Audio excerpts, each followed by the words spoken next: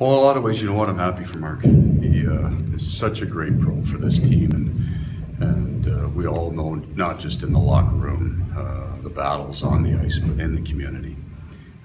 His role diminished last year to the point, and looking forward, I couldn't honestly say that it would increase, that he deserves, he's earned an opportunity to play somewhere else. Just so I'm hopeful for him that he gets that chance. Without him, does that increase the need to go find more left-handed defensemen?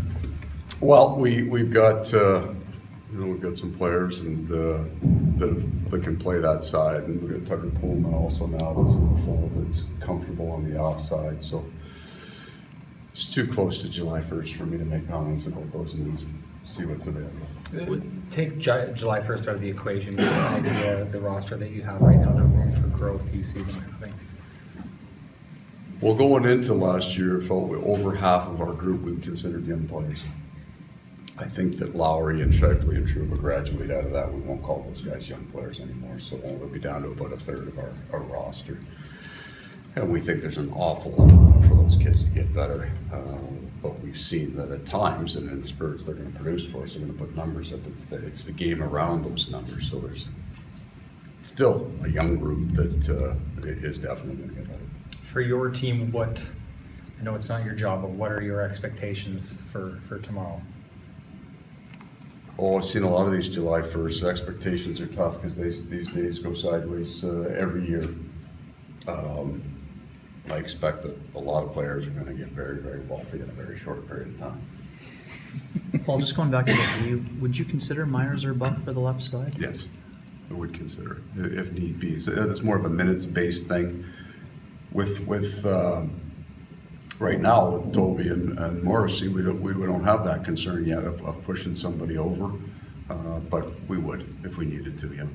Being more a strategy that this team should be employing.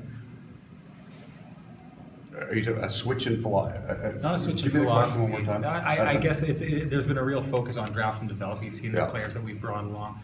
Are we getting to a stage where maybe trades or free agency should be more part of the equation than what we've seen from the team in the past? I think we're at a spot now where you're going to see good players playing in the American Hockey League.